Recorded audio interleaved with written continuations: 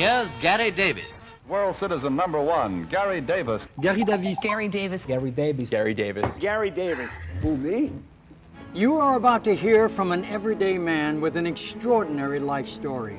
He was an actor, a song and dance man who leapt off the Broadway stage onto the world stage in 1948, taking on cops, border guards, armies, and whole nations, showing us that we don't have to be awed by their props of power and control.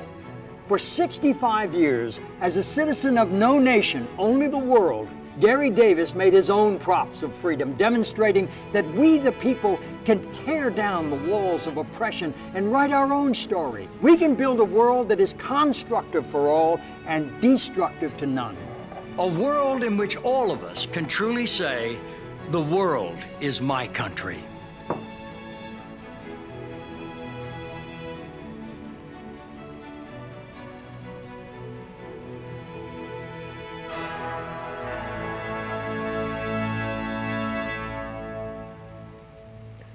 Well, Harmon, we're here, still in New Zealand. That's right. And we've got with us filmmaker Arthur Kanegis. And Arthur has created a film about Gary Davis, who is an astounding individual that I think very few people are aware of. Arthur, welcome. What can you tell us about the film and about Gary and about what it is that you're doing? Well, we're glad to let any reporters and others know about this new story we just finished, because Gary's story is an amazing history and a piece of history that really is powerfully needed in the world today, where we see a world divided by borders, building walls, by war, and Gary was somebody with a really incredible, clear vision that he lived through his whole life. He was dubbed by the media back then world citizen number one. He was Danny Kaye's understudy, a song and dance man on Broadway who was so horrified at bombing a city full of civilians in World War II and his own brother's death that he went on a lifelong quest to conquer the greatest enemy of all, war itself, and put his life on the line to do it. It's really an amazing story, and I've just learned about it in my time here with Harmon. The other thing that I didn't realize is that Gary Davis and Harmon Wilfred are the only two men in history to relinquish their U.S. citizenship and retain nothing but a world citizen passport. Harmon is the only living individual to have no citizenship whatsoever other than world citizenship. It's really an amazing... And that's voluntarily, for sure. Voluntarily. It's right. Really amazing. Well, that's what Gary Davis did. He in fact, Einstein commended him for voluntarily, Albert Einstein commended him for voluntarily giving up his national citizenship to make of himself an example for the world, that we could break through these border lines and these boxes that entrap our lives and picture the reality that we are citizens of one world, and the vast problems facing the planet will never be overcome until we start thinking of ourselves as world citizens, and then these seemingly impossible problems all suddenly become quite solvable. And of course, your film is The World Is My Country. It's the life story of Gary Davis and the story of how he created this organization. Is that correct? Yes, it tells the incredible story of how he, as just one man, went to Paris, where the UN was meeting there, and officially gave up his national citizenship and offered him to the UN, himself to the UN, as their first world citizen. They, of course, declined, but now that he had no papers, he was France tried to eject him. No other country would take him, and he lived for 65 years as a citizen of no nation, only the world. But the interesting part of it is that his story so riveted war-weary Europe that 20,000 people rallied with him to demand that the rights of humanity be honored. This was 70 years ago. On December 10th, December 9th, they rallied with him. December 10th, the Soviets, who had been adamantly blocking the Universal Declaration of Human Rights, in the face of the huge protests right there and around the world for the rights of humanity, stepped aside and let the Universal Declaration of Human Rights get passed unanimously. So it's an amazing lost piece of history about that incredible movement behind the first effort to acknowledge that all of us on this planet have human rights.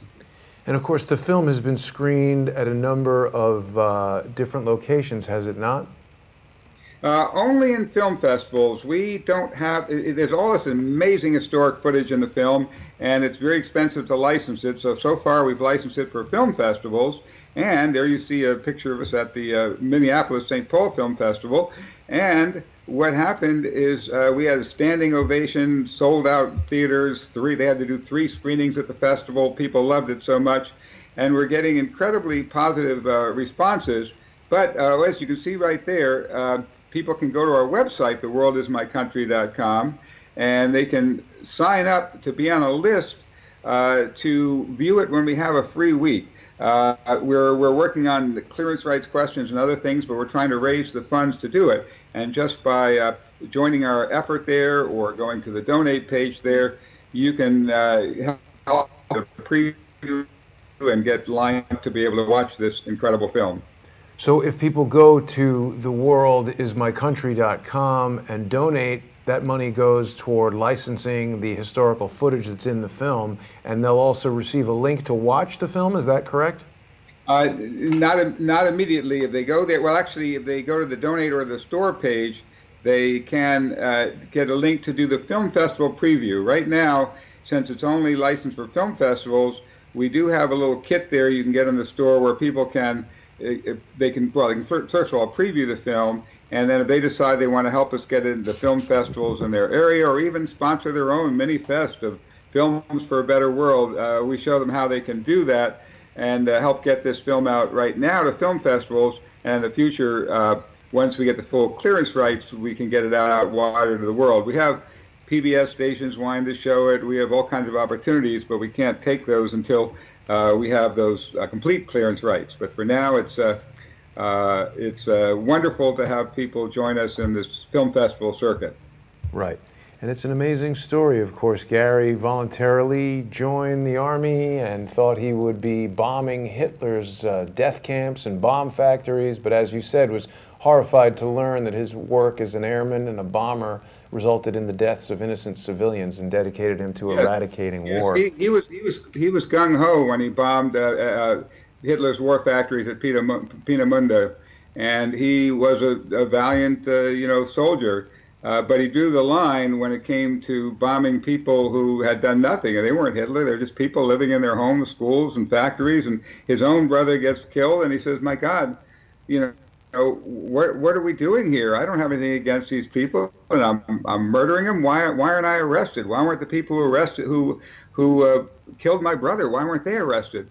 And he goes in this quest, and he realizes the reason is because at the global level, it's perfectly legal to murder people or do anything. We have no law at the global level. We do have treaties, which are just deals between countries. Kellogg-Briand does outlaw war. Every leader that's gone to war is guilty, but there's no world system for doing what we do inside of countries, outlawing war and making it so it's unthinkable that states in the U.S. would fight wars with each other. And that worked in the European Union. By the way, Gary's story not only helped pave the way for the Universal Declaration of Human Rights, but as you'll see when you watch the film, many of the founders of the European Union were inspired by his story. And in Europe, the impossible, all these nations that for centuries had fought wars with each other and so on, they created a European Parliament, and in the over half a century since that Parliament was created, whatever problems there may be, no nation inside that union has fought a war with another nation in the union. They haven't fought wars with each other. There are wars outside because there's no world law, but not inside. And there could be, terrorist acts. There could still be civil wars. But the point is that when people accept one's sovereignty, when they accept a system of law, that actually is the way we replace war with law. And Gary realized that we already have that key to solving these problems. We just need to do it. And that's also how we solve the environmental problems as well. It can't happen by laws only in one country. It has to go global. And of course, you knew Gary. Sadly, he departed this world just a few years ago, right? That's right. Yes, 2013. 2013. And he was but we are so thrilled that we got to film and capture his story right up to the end. He was my friend for a quarter of a century, and I was so pleased that he got to even see the first rough cuts of our film, to know his story would finally reach the world. You know, I was introduced to you, Arthur, back in 2006, 2007, I think, and I joined the World Citizenship Group. I made a donation, got my passport. I'll show it again with my picture. Let's see, the date was 17th of May, 2006.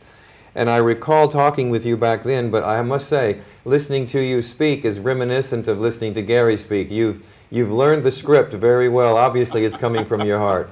Gary always spoke from his heart, and as you may know, we created a VoIP phone company back then, and we enjoyed him so much, we contributed a phone to him. We let him use our phone system throughout the world for a while, and really tried to help him in every way we could. Oh, good for you. Yeah, he was certainly a wonderful inspiration, and it's the kind of story the world needs today. And like I said, we've had standing ovations at film festivals, over 90% top ratings on our audience surveys, and people are ready for this. All we need to do is get the funding and support so we can release it. We have PBS stations wanting to show it, but we can't let them do it until we can get these greater clearance rights. So we'd love to have people go to that site, theworldismycountry.com, and take a look at the videos and so on, and join us in saying, with Gary, my country is the world. Well, and Gary always encouraged me, Arthur, as you know. When I renounced my citizenship, it was under very different circumstances. I was literally being pursued by the CIA. I had blown the whistle on the CIA for some quite substantial crimes, especially financial crimes. And I've been pretty much stuck in New Zealand ever since. Although Gary always encouraged me to take my passport and go travel, it was a bit different for me because I didn't know how the CIA would try to receive me if I left New Zealand.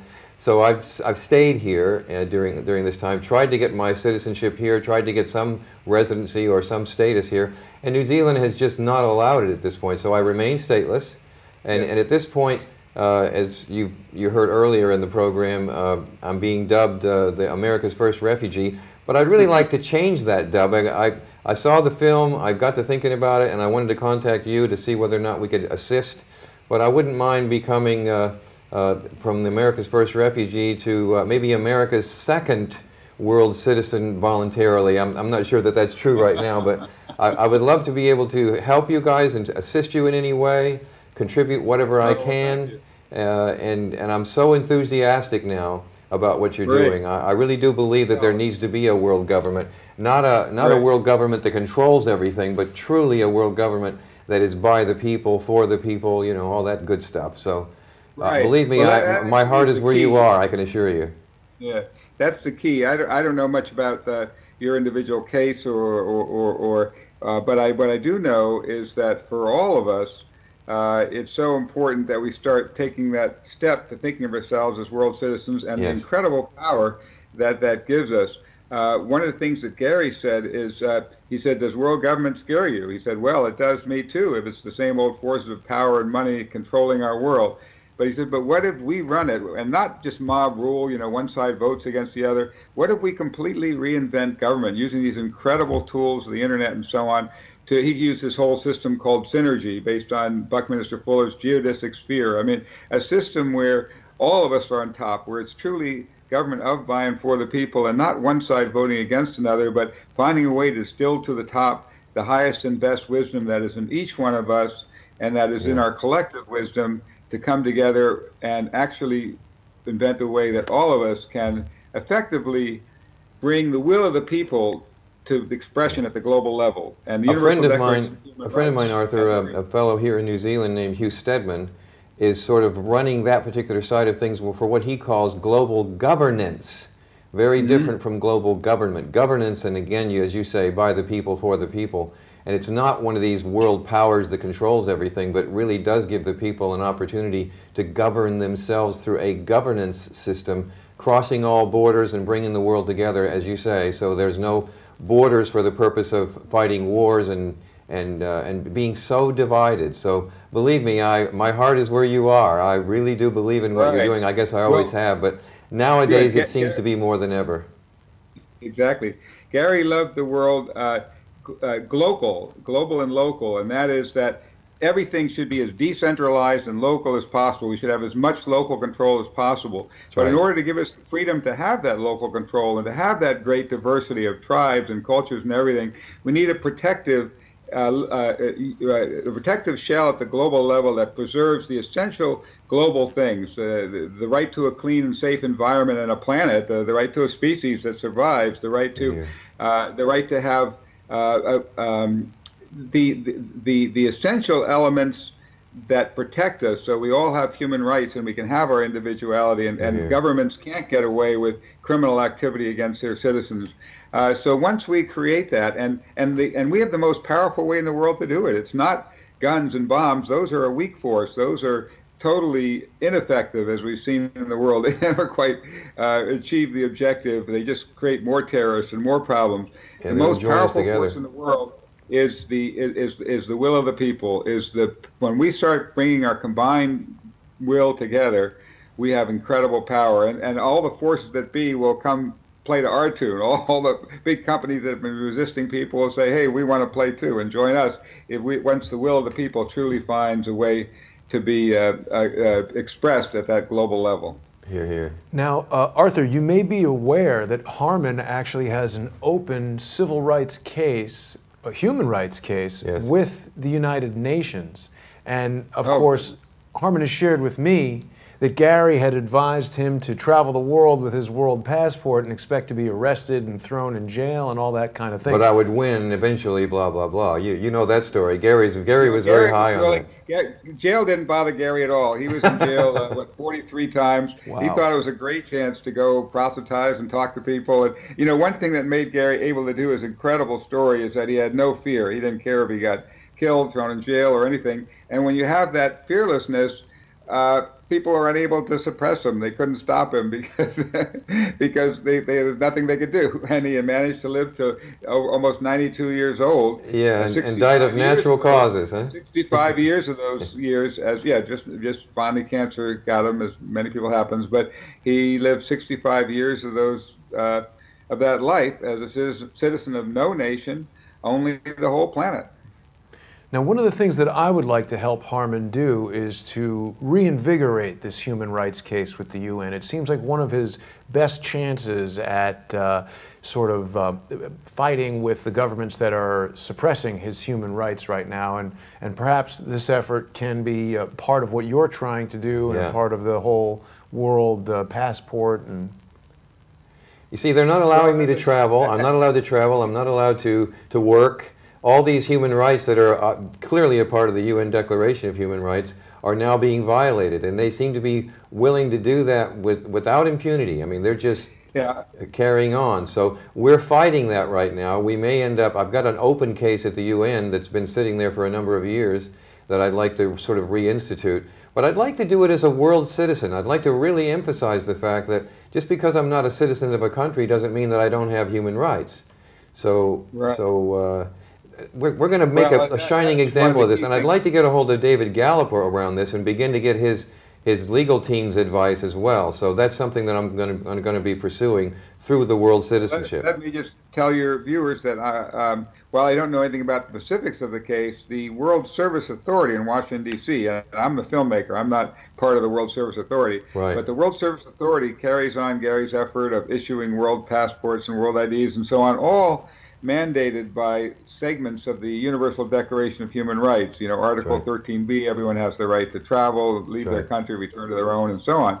And so, as you mentioned, David Gallup is the executive director there, and they do have a team of basically legal interns, law students who, there you've got the site up, and they're of course underfunded and struggling, but they also are really doing a key human rights service by putting out these documents that are not widely necessarily accepted by governments, but which in crucial cases where people have no other documentation, they've helped many refugees get out of refugee camps or save their lives, really. So it's a step forward in saying that we the people, you know, the will of the people shall be the basis of the authority of government, as it says right there at the top.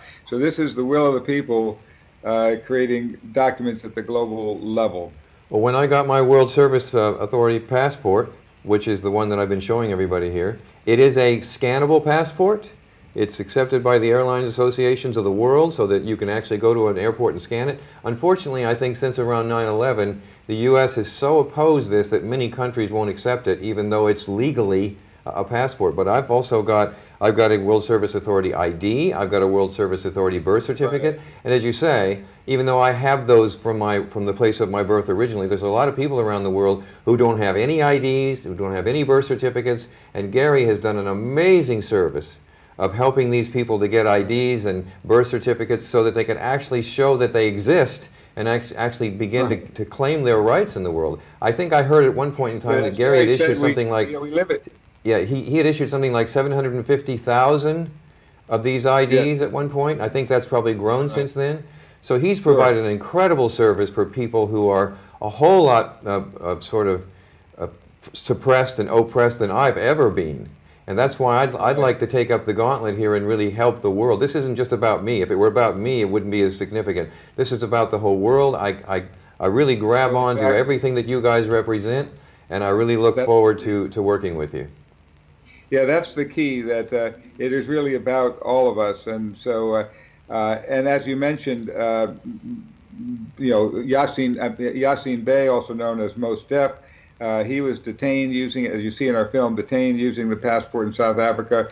Like you said, since 9/11, nations have made it much more difficult to use it, but there still are remarkable cases when you read the files of the World Service Authority of people whose lives have been touched by it, especially in the poor or third world countries. Yeah, see here you see Mos Def. You're quick on pulling up these quick images, and he's in our film. And he says, you know, basically the same thing. He has a website called A Country Called Earth, and you know, that's all of us, folks. This is exciting, Arthur. Very exciting. Yeah, well, it's important. I think a lot of people may not realize, Arthur, that the lack of a passport, the lack of a nationality, is not a joke. I mean, this is obviously, we know that Harmon is confined to New Zealand, but for people who aren't married, you know, Harmon can't work without a passport, without a nationality. You are barred from so many of the things that each of us take for granted. So this is really an important issue for us to bring people's attention to, and I can't thank you enough for joining us today. I know you've only got a little bit of time, so was there anything else you wanted to share with our audience before we go? Well, just to invite them all, as you've mentioned, to go to the site, theworldismycountry.com, take a look at the trailer, click on the store, the donate button, you know, learn about this, and especially sign up to see this when we get enough people signing and get the some funds for further clearances. You'll get to see the film free during that week if you sign up. And so, yeah, this is a chance for us, we the people, to choose our top level citizenship. Not that Gary said no one. He didn't encourage anyone else to give up national citizenship like you've done. He said, I'm not doing this because I think people should give up citizenship. I'm doing this because I wanted to let people know they can add the top level, and I wanted to just prove that one person could do it in order to call attention to the key issue of our identifying ourselves as world citizens. That's right. That's right. Well, I really appreciate what you guys have done over the years, and as we started out here back in 2006, 2007, and you said back then you were going to do a film, and you have done. So this film needs to get out there for sure. And you see that picture of Gary dancing. He always said right up to the very end on his deathbed, he said, you know, but if it hadn't been fun, he couldn't have done it. The key to what he did is he was an actor. And he would come to like a border where most people would be intimidated. Here's all these barbed wire and guns and everything. And he'd say, this is a set. These are actors, you know. They're trying to intimidate me with this set. So instead of playing their game, he would draw them into his game. And it would drive him crazy because they'd have to play. And there's some amazing stories about that. So he was a unique guy, no doubt about it. And I got a chance to see the film when you guys put it out there with a code here a while back. And I was amazed. I would love for Jason to be able to see that, but it sounds like you're beyond the point of just being able to allow people to show it. Are you not? Well, you know, we can certain press people, we could do a private screening, but it can't be made public yet, not till we get the full clearance rights. Okay, well, certainly we'll wait for that. Yeah, we'll wait for that, and we'll continue to stay in contact with you so that we can do some of that if need be. But one way or the other, I want to be a part of this, Arthur. Wonderful. All right. Well, we welcome all kinds of people around the world to be supporters, and thank you. So, and have good luck with your ventures as a world citizen. Thank you very much. The World is My Country is the film, and our guest has been Arthur Kanegis, the filmmaker. Arthur, thank you so much for joining us, and thank you for bringing people's attention to Gary Davis's story. And we look forward to Harmon being recognized as the first world citizen, or I should say, the second world citizen. Or just as a world citizen, period. I mean, all of us can be very proud of that, can't we? Absolutely. Right. Very good. All right. Thank you. Thumbs up, Arthur. Thank you. Have a good Thank day. you. Thanks, everyone, for watching. We'll see you soon.